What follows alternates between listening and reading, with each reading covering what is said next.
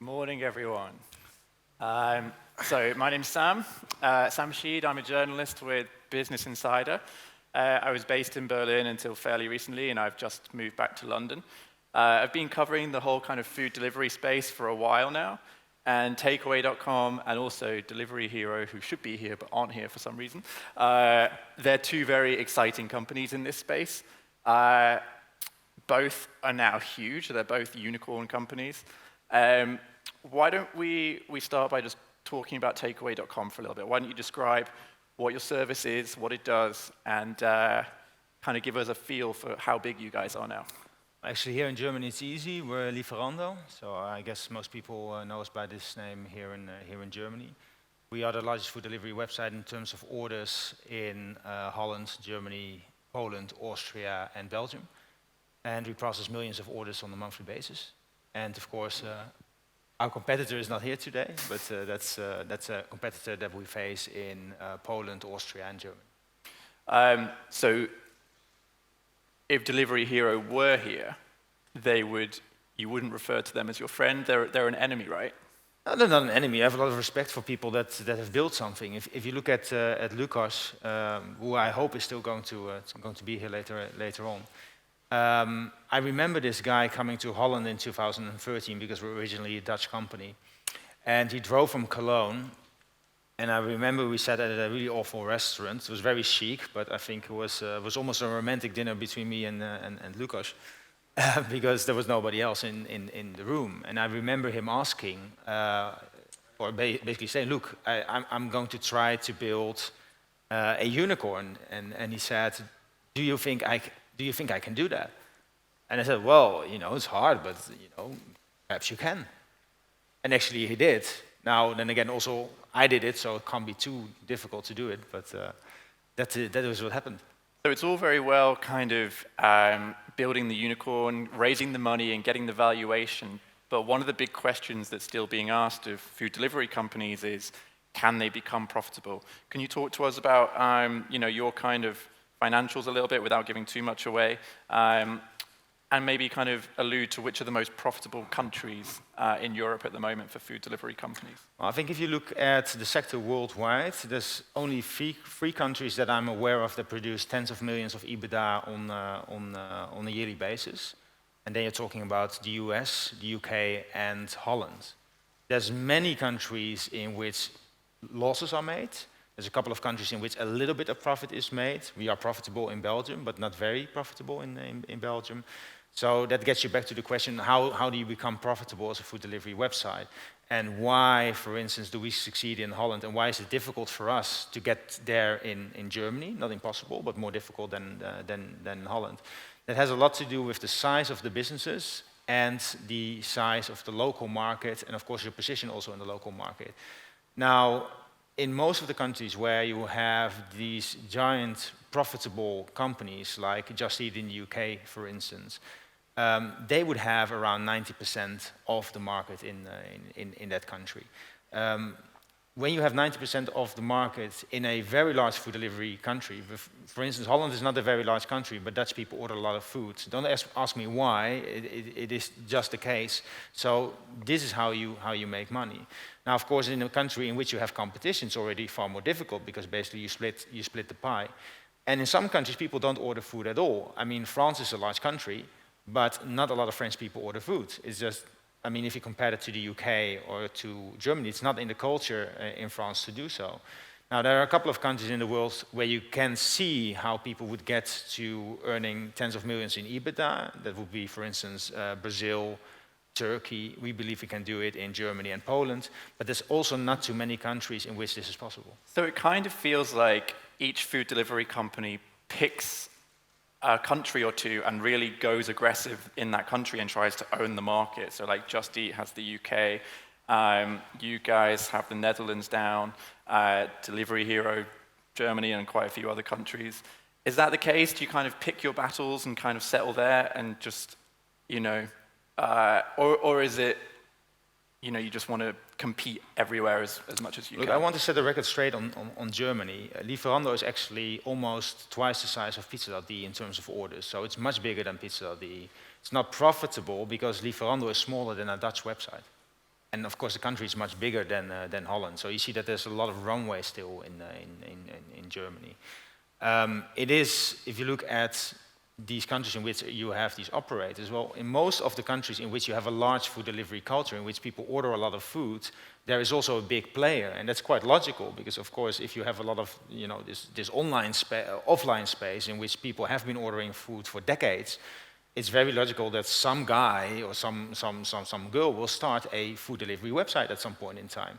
And if you look at the Dutch situation, for instance, people think that we got handed the key of Holland just overnight, without any competition. We had 20 competitors in Holland.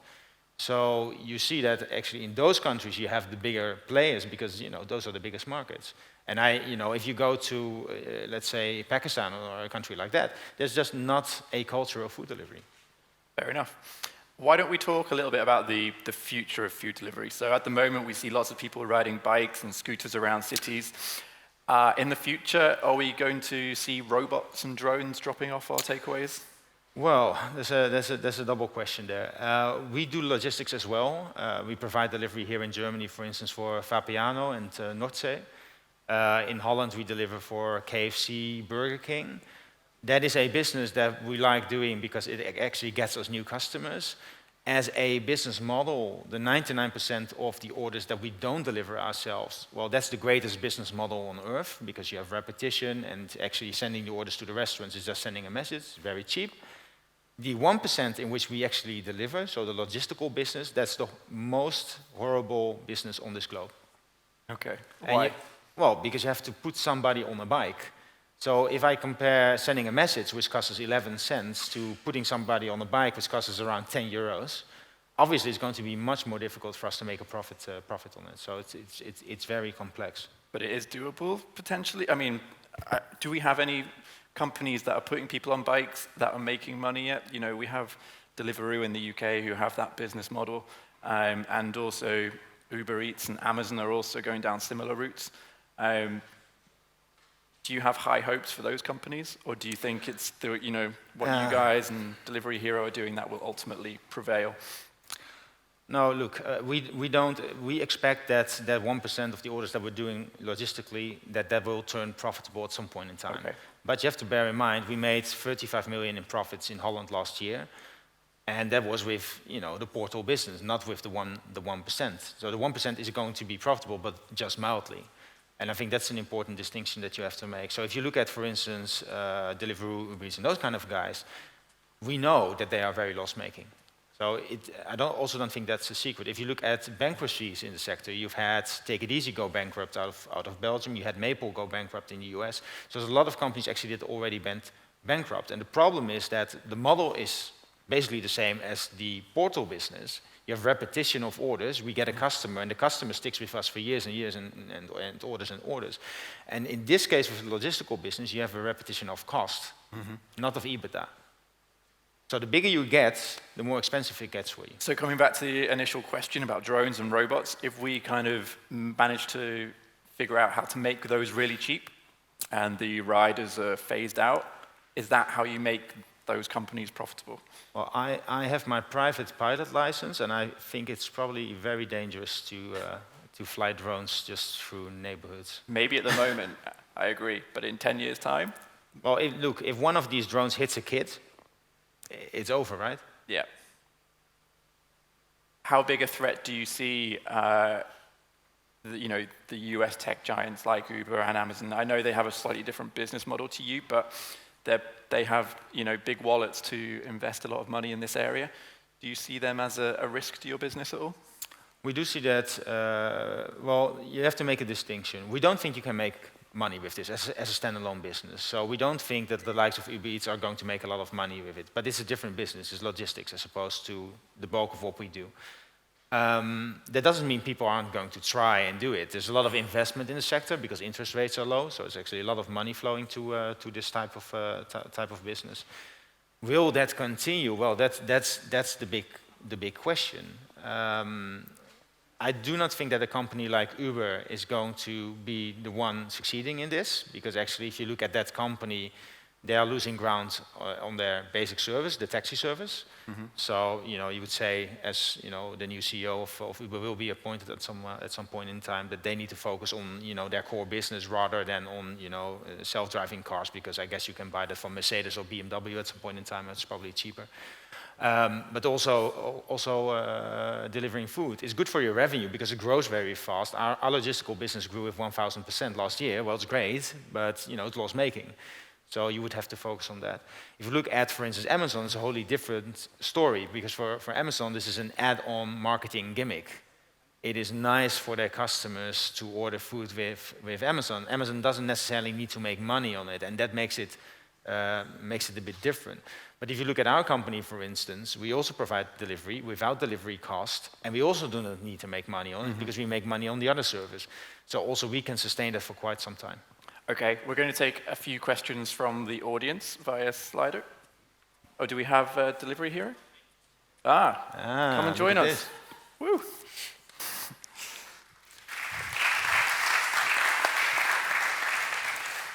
Lukasz, thank you. You missed my compliment. No, I missed your compliment, but I heard one of the last questions.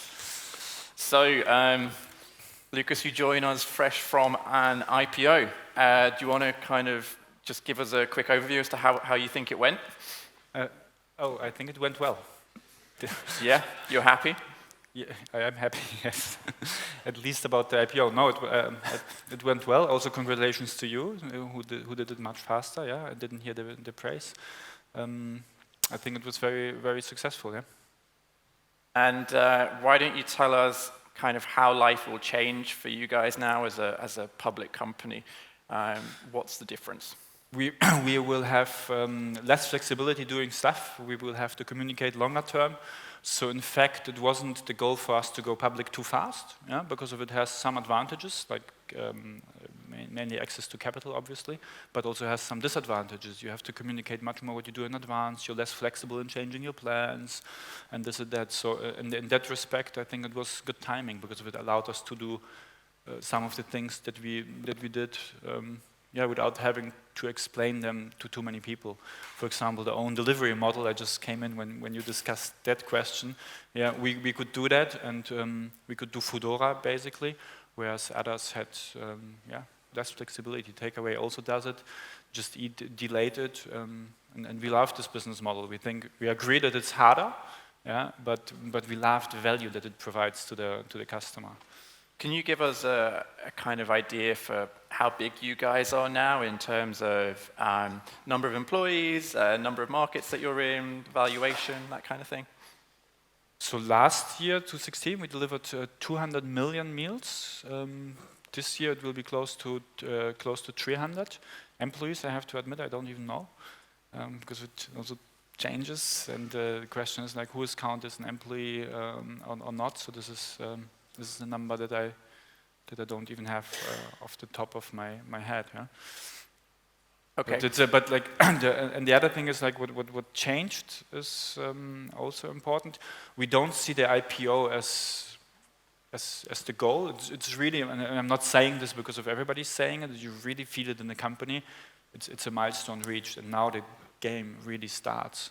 So not the game, or like the story continues to unfold. So we think there's much more potential in this whole sector, and I'm sure Jitse, you agree, huh? It was the same for you. Just one more question for you, specifically, Lukasz. You guys were kind of backed by Rocket Internet, the big tech startup factory here in Berlin. I think actually now I have to give Lukasz some credit. This guy, I think, put most of his private wealth into Delivery Hero. So actually, I would say that this is the reason that company IPO'd. What were you doing prior to Delivery Hero? I did some e-commerce startups and basically so I did an e-commerce startup called Spreadshirt, selling t-shirts online, and then I participated in various, like either as an investor, as a co-founder in various German internet-related startups. So you had a little bit of money to play with off the back of those ventures to put into Delivery Hero? Yeah, there was one moment where we had like we had some financing, and I'm not sure like who the audience is basically here, but we had one financing round, and we changed our strategy during the financing round. We made it much better, but this was already an example of how hard it is to communicate with financial players, because although it was much better, it was not perceived much better. So there was a moment where I had to also like invest not only my own money, but like those of some business angel friends who've been, who really helped us out within a few weeks to come up with a large amount of financing to close an acquisition that we did back then. So just coming back to Rocket briefly, Rocket itself IPO'd a couple of years ago, and ever since the IPO, Rocket's share price has kind of been going down ever so slightly. And people were kind of saying that Rocket really needed one of its portfolio companies to IPO itself and prove that the Rocket business model worked. Now, you guys did that the other week.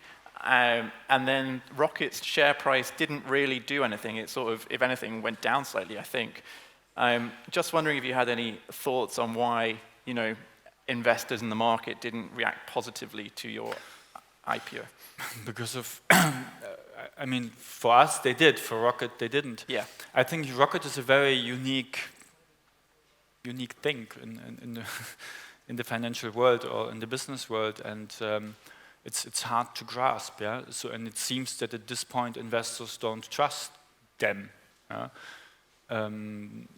From my personal view on that, like without looking at the numbers at the business or whatever, like too much, I know that they have a lot of cash, and there's an entrepreneur on top of them who is Oliver Samwa, and he's an entrepreneur, so he's very flexible, so he changes course, yeah. So I don't remember what was exactly, or I don't have the details, what was the Rocket IPO story. For me back then it was like, what, they IPO? I didn't get it, that this is possible at all. Yeah. And I told the market some story, and I did something completely different. And which was investing in Delivery Hero, a very large amount of money. So they came in very late with a very large check. It was like $500 million, yeah, unheard of. And $500 million, this is like a private equity deal usually.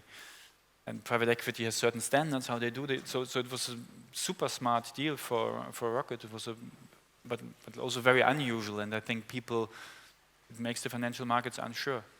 My personal guess would be that like at some point he will do something unexpected but great again, price will go up.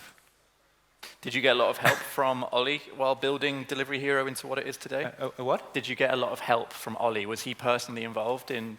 So this is also like an unusual setup that no one else would accept as that. Since when they invested in us, they've also been investor and competitor with Food Panda. So they didn't get a board seat, they didn't get full information. So yeah. Because there was this competitive situation. On the other hand, he was very active and hands-on himself with helping us, and we even, some of his people have been like interims management, and some joined in the team, and are now still on the team. Yeah? So it was valuable for us. Okay. And so we tried, and this is like this. I want to give credit now to Niklas, the CEO of Delivery Hero, because of this, that was like sort of his work. I think he's one of that he managed to get the good out of the Rocket without the bad or too much of the bad. Because of there was also some Rocket is a difficult thing also with the capital markets. Yeah, so you need to make sure that you're not seen as being Rocket, because of then you get this mistrust that they currently have to suffer. And I think we did a very good job as a team, both Ollie and Niklas, to navigate this peculiar landscape. Okay. And yeah, some questions from the audience. I'll get around to these now. What is your take on the emergence of meal kit services like HelloFresh and Marley Spoon? Do those guys present any sort of threat to your business? Do you like them? To both of you? Yeah. Well, I think it's a very different sector actually. If you look at our customers, they like convenience, and I think it's also a misconception that people place orders with us every day. I mean, on average, people that place more than one order with us order 10.5 times a year. So it's certainly not something that people do every single day, because well, it's a treat for people. It's convenience thing. So this means that 355 days of the year they do something else. So they might go to restaurants, go to supermarket, and use these box companies. I think that the major issue currently, because the Blue Apron IPO failed, of course, as we have seen in the US, the issue is, of course, that because of a lot of marketing invested in these models, it is still unclear whether the core business as such will become profitable. While, of course, in the food delivery sector, you have countries which are very profitable. So you have a lot of proof that this is a good business model. And in that case, it isn't. And of course, when markets are a bit volatile, also, of course, with the Amazon investment in the US, it has become very difficult for those kind of companies. That doesn't mean they can't be profitable, but it's just they lack some proof. Cool. Lukasz, any thoughts on HelloFresh? Now, what I like about them is that they reduce waste, and I think for us, they're more complementary. I think both models can grow. I think for retail, it's an issue because it's a competition to traditional retail from one more angle. But again, what I like personally, with this on-demand delivery and supermarkets, they have to throw away. It's inherent in the business model. A lot of produce, a lot of food, which is obviously waste. What are you guys doing yourselves at your own companies to combat food waste? It's a big issue for the world, and you guys deliver a lot of food now. Is there anything that you can do to help? For us, is we empower the restaurants to do their business better, to have demand forecasts and all those things. So we're not involved in this directly, only indirectly, and with basically big data and supporting them, helping them, educating them, learning from them, we can work on that together. And it's not only about food waste. Gradually, it's also about like sort of the quality of food in terms of I don't know how much meat you eat, how is the meat produced, blah blah blah. Being like such a large entity in this space, with it comes some responsibility as well, right? So we're now part of this world and have, on the one hand, have our profit goals and the goals to deliver value to the consumer, basically to make it easy to order his favorite food. But on the other hand, we shape this, the Nahrungskette, the food supply chain. So I would hope personally, I don't know, like to contribute to see less and less of chicken farms and some of the atrocities that we still do to feed ourselves. Cool. Another question from the audience. This one comes from Startup TV.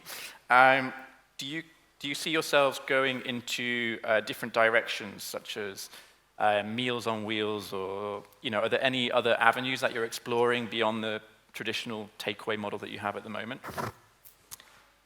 I think actually it's quite difficult because, as also Lukasz said, we're quite early on in the process. If you look at our company, we're very strong in 5 markets, but we only have 9 million customers.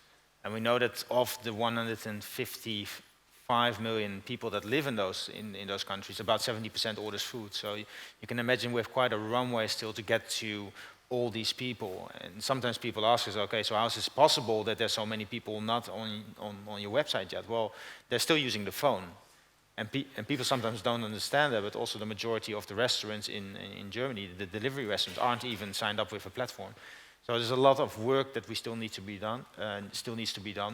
And I think it gets very confusing to European consumers if you do multiple things. I know that is a big thing in China, but if you have to order your fast food with Vodafone, I think people are going to be very confused. Are you guys looking at the Chinese market? Surely it's huge.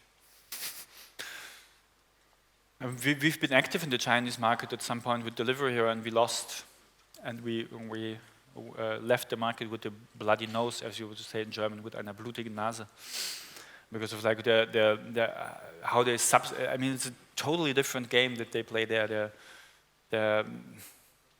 They pay you, they subsidize single orders, yeah. So like they say, okay, this is going to be a valuable market, and we